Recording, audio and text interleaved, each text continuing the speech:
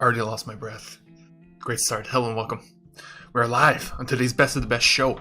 We are talking the Pixar's latest film, Turning Red, big deal, only on streaming, which was disappointing in its own way. We have Netflix's The Adam Project, big time, big budget family film. Netflix rarely does big budget, especially with these types of stars, so it's worth knowing. And I got a classic here. We'll end on this because it is very personal. I do want to get into it. It's called Crazy, from way back in the day, which is a man, you know what? We'll get into it once we get into it, because it's all about Turning Red. It's all about the Adam Project. Let's get real. Both came out on the same day, both on their own separate services. We're starting with Turning Red because it's the biggest. Like, come on, it's a big deal. Any Pixar movie is a big deal. And this one is very unique because it is not only different in style, not only different in perspective. This is about a 13-year-old girl, but also it's about a subject that like nobody talks about, but we should more. And it's essentially this. Do you bleed? Now I know Pixar's "Do You Bleed" would not come out as well, but it's pretty weird that given all the time that we had leading up to this film, it wasn't more obvious that this was what it's all about. It's about female puberty. Now let's be clear here. It's not for us. When I say that, I mean men. You know what I mean? It's not for me. It's not for boys, and that's a very, very good thing. When you think of the latest Pixar movie before this, it was Luca. Luca was all about boys. Hell, a lot of people thought it was a gay love story, which is not intended as such. But it's nice that we saw that within that film. But this one is more explicit. It's straight up about puberty. Like it's no joke. And it's about female friendships, female girls in middle school, I believe, right? 13, growing up in the early 2000s in Canada. So right off the bat, my opinion doesn't matter. Like it's any man's opinion doesn't matter because it's not for us. And man, in every single possible way. It's really cool. And now people are comparing it to... first of all, I want to show you this because this is what we should never forget. This is why this movie actually matters, and this is why it's important. And even though it's not for us, we should remember it because of this, which is period pain. And I know it's a stupid thing to talk about, but it's a thing we, literally 50% of the population cannot understand. We cannot relate because we do not feel it. Now, we have stuff like this, which is a period simulator, which is literally a thing that allows you to feel said pain. But other than that, which has just become a meme, or actual pain, like tooth pain, right? Where, I had tooth pain for like a year of my life, which was horrible. It literally affects who you are. It changes your being. You literally become, a worse version of yourself, which is thoroughly explored in this film, which is beautiful. So for that, you know what I mean? Like it matters. Everything on top of that. Yes, it's extremely funny. Yes, it moves extremely fast. It has a quick pace. The jokes are flowing, you know what I mean? And there is a heartfelt message as always. But unfortunately, because it is not for me, and also because I cannot, relate from a specific angle that it is meant to elicit, I have to give it an 8. But that's only... The only things that hold it back are the I cannot go into spoilers, but there's a pacing issue. There's like 3 different stories. There's like the friendship story, there's the family story, and the straight up puberty story. How they all intermingle, how they all come together is not as clear cut or as easy as you would wish it to be, or as other highly acclaimed animated films do, either old Pixar films or other recent ones like Mitchell's vs. the Machines and Encanto, right? So, but it's a great film.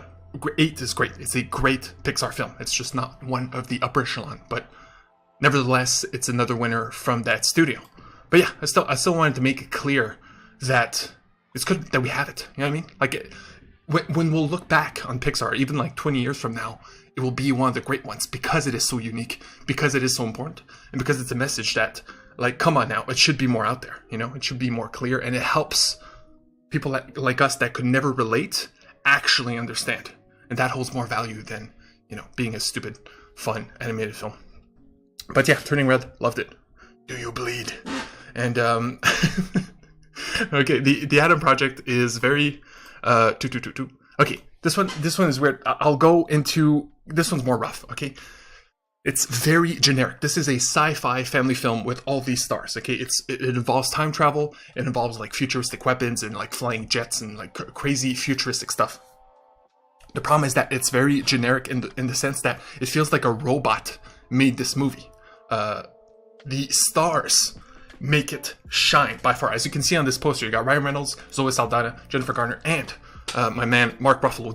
They kill it. They kill it, especially Zoe Saldana. Zoe Saldana is here in like 10 minutes of this film, and it's by far the best 10 minutes of that film. But those are the only like great parts of it. And it's pretty crazy because the movie has emotion that like it will get the emotion out of you, which is very surprising because when you watch it, it is not that funny. The action is extremely forgettable. The story is a lot of like time travel mumbo jumbo. So there's a lot of people making speeches about the rules of time travel, which we've heard before, and it's not anything exciting, you know. So everything feels generic, but the emotions are felt, and the stars actually do deliver, which is pretty crazy. But it doesn't compensate for the fact that it's a very forgettable film, and that might be like one of the worst flaws you could ever be. Is that, you know, not only do I never want to watch it again, but I forgot most of it. I did not forget the emotions I felt, but that's pretty much it. And the main problem is the kid. There's a kid actor in the film, which is pretty much the second actor. It's Ryan Reynolds, this kid, and everybody else. And unfortunately, the kid doesn't nail it, and that's a big, big problem. You know what I mean? And it's hard to get a good kid actor, period. You know, regardless. So it's a sad issue, but it is it's a big one. And I just wanted to show you guys, Midnight Special is one that came out a few years ago. Same thing. Look at the poster. They look the same. It's a kid. This one has powers. This one's powers, this one's time travel, right? This one is from a more acclaimed director, Jeff Nichols. Did Mud, did a few things. I love this movie. I love this movie deeply to the point where I saw it 2016, right? So I saw it 6-7 years ago, and I swear to God, it comes back to me, you know, again and again as a thing that left a mark, left an imprint, which is huge. And because these movies are rare, a family movie that you can watch with your kids that is supposed to be exciting and funny are surprisingly rare. And these are two examples. So I would say, if you like this one, or if you didn't like it, and you wanna go with, you want more, like straight up more in every aspect, Midnight Special will give you that. I'm telling you, look at all the actors. You get like Adam Driver and everybody, like Michael Shannon, Joel Edgerton, before they all became big. It's pretty crazy. I want to show you this because it's funny and it's stupid. Right now, it's sitting at a 6.9 out of 10 and a 69 on Rotten Tomatoes. Nice. I think that's never happened before, that those two actually aligned for that to happen. But yeah, tells you the quality of it. So check it out if you have a young boy. Anyway, it's very boy-centric as well. So there's that. So yeah, that's The Addams Project. I forgot to score it. I give it a 7 out of 10, which means it's good.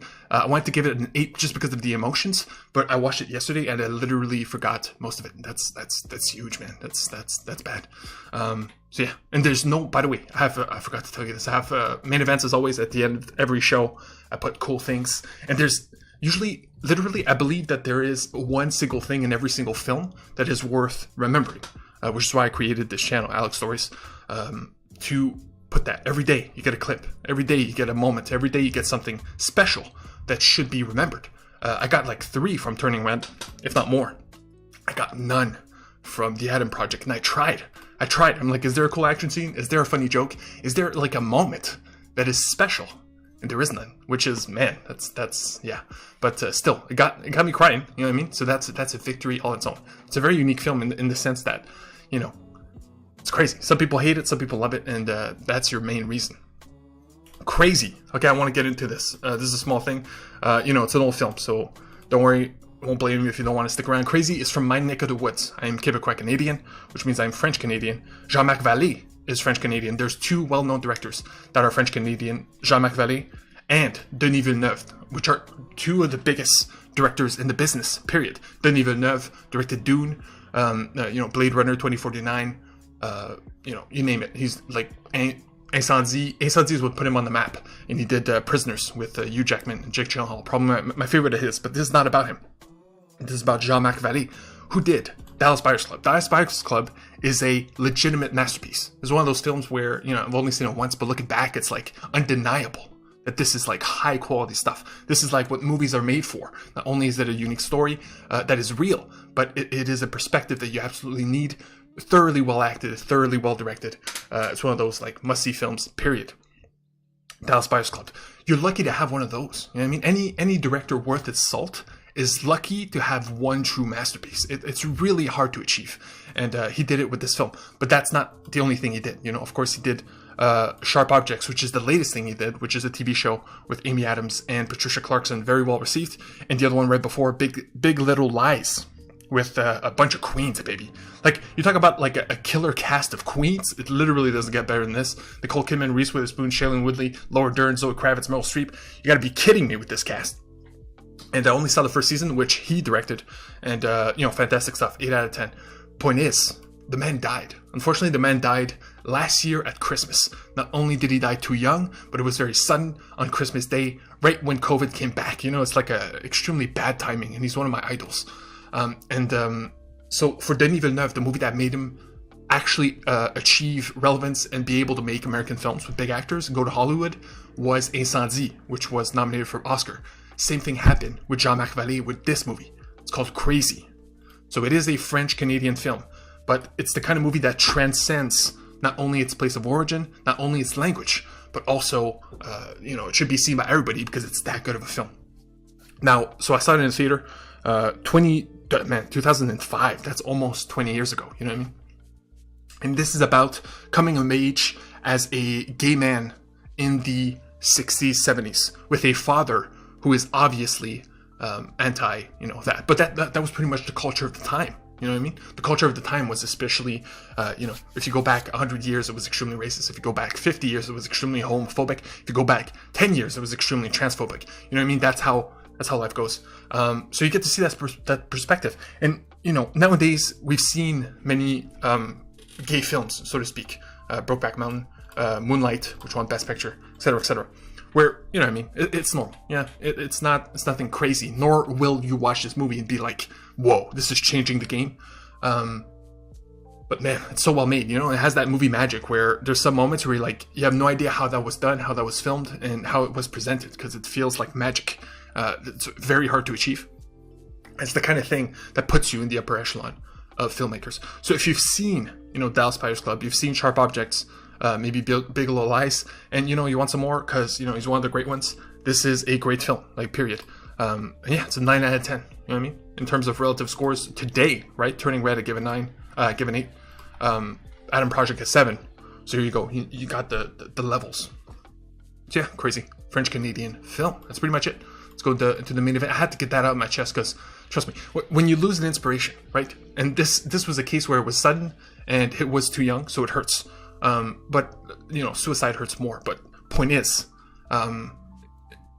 it hurts to lose an inspiration. So anyway, there's just a small way to get back. You know what I mean? It's the same reason to have Black Panther on my wall at all times, forever, for Chadwick. It's important. So yeah, main events. Here we go. I got one on Twitter. It's a spoilers. So if you have seen Turning Red, there's a shot in Turning Red that is so good. It's like one of the best shots Pixar has ever done. It's like 3 seconds. And it's like one of the best things they have ever done. It's insane. But I cannot show it to you because of spoilers. So you should see Turning Red just on principle. On principle that it's a Pixar film. You know what I mean? We shouldn't miss them. But here we go. I got 2 bits that are funny. That are without context. It's fine. No spoilers. They're early in the film. You should be good. Here we go. So this is Abby vibrating with excitement, okay? They were just thinking of going to this concert, right? Super excited, and they're like, oh my, these young boys, we're gonna go see these young boys, right? And look at Abby. Abby is in the middle, and she's just literally vibrating. Yeah, but tickets to Four Town are like $1 bajillion, and Devin's right here. And free! She looks like a bomb that's just waiting to explode, and she does, right, at the end. But I've never seen that animated before. Like a literal shake. It's really cool. They're really funny. Like she's just barely containing her then that young excitement. And this is just her, this is literally the beginning. It's just her making a handstand and just failing in public. And this movie has a lot of that, embarrassment, and how it affects one's being. This is a perfect example. Never do handstands in public, people. Just in case this happens. Nightmare. Anyway, so I'll have more things coming soon. Of course, I'm seeing What am I seeing? I saw Coda, by the way, and Coda is better than all these films. I'm gonna show it to you right now because we're at the end, so it doesn't matter. Coda is nominated for Best Picture. Not only is it nominated for Best Picture, but it's the favorite. It's the favorite to win, which is surprising because almost nobody has seen this. It's on Apple TV, which I can highly recommend to get just for this film. And I'm telling you right now, it's a spoilers because I want to cover it a different way later. But it's a 10 out of 10. Not only is it a 10 out of 10, it's a masterpiece. If Dallas Buyers Club is a masterpiece, Coda is another one. It's all about the deaf perspective. Cannot recommend it enough, please. But yeah, we'll be covering all of these tomorrow. All the Oscar Best Picture nominees, all the ones that I missed, and I will literally rank them. And you will know before the Oscars which ones are worth your time, because let's be real, these are boring films. Usually they're like hardcore, intense dramas. Most of them are not even worth seeing in the first place. I will tell you the ones that are. Number one on the list is Coda. Okay, so that's next. And if not, man, I'm catching up on some anime. Jujutsu Kaisen, the movie, is coming out next week. I will cover it. But for that, I gotta catch up on the anime and other stuff as always. So yeah, see you next time. Turning Red, good stuff.